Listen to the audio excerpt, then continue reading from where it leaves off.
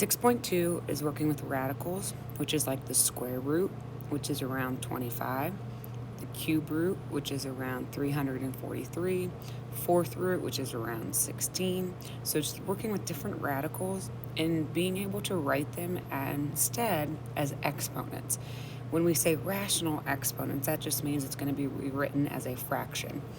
So just to review, the square root of 25 means which value can I multiply by itself 2 times to get 25, and it has to be the same exact number. So there's actually an imaginary 2 when we're talking about the square root of 25, because we want to know what number multiplied by itself twice will give me 25, and that is 5, because 5 times 5 is 25. So the square root of 25 is equal to 5. The biggest takeaway from this is that we are able to write our original radical as an exponent. That is the same as saying, when we say the square root of 25, that is the same as saying we're taking 25 to the 1/2 power. Notice that the square root, that 2 appears in the denominator. Taking the cube root of 343 means what number, when I multiply it by itself 3 times now, since it's a cube root, will give me 343. And that is 7 times 7 times 7. Therefore, the cube root of 343 is 7. Taking the cube root of 343 is the same as taking 343 to the 1/3 power. The cube root, the 3, matches the denominator. The fourth root of 16 means I need a value that when I multiply it by itself 4 times, I get 16. And that value is 2, because 2 times 2 times 2 times 2 is 16. Therefore, the fourth root of 16 is 2. Taking 16 to the fourth root is the same as saying 16 to the 1/4 power.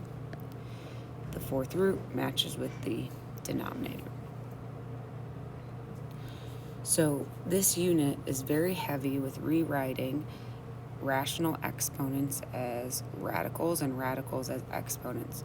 So algebraically, we have a base of a, and we're taking that to the m over nth exponent. Notice that it is a fraction.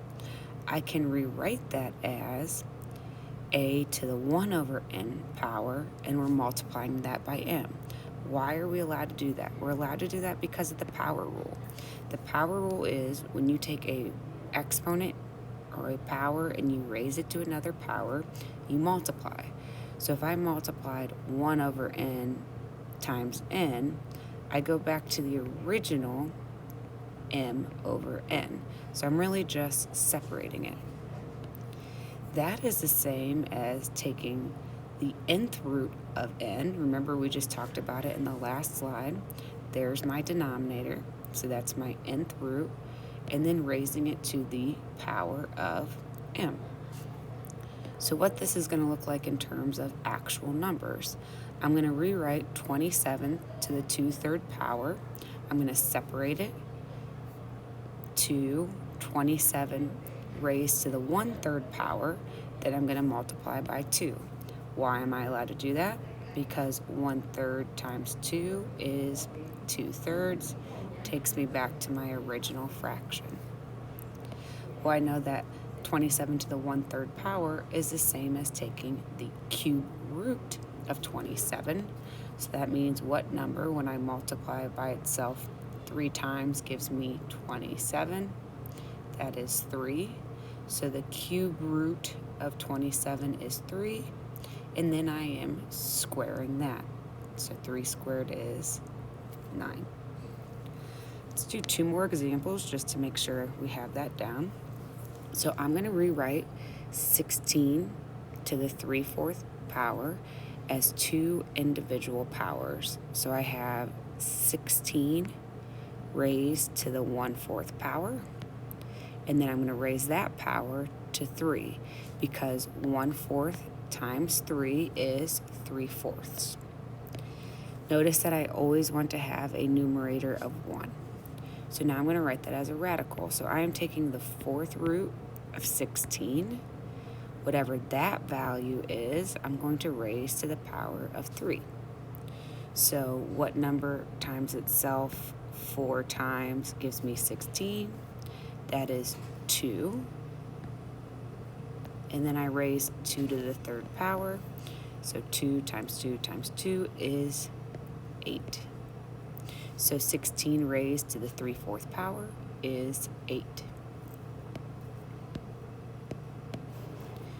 Okay, part B. I'm going to rewrite 27 to the 4/3 power. So 27 raised to the 1/3 power, and we're going to raise that to the 4th power. I'm going to rewrite this as a radical.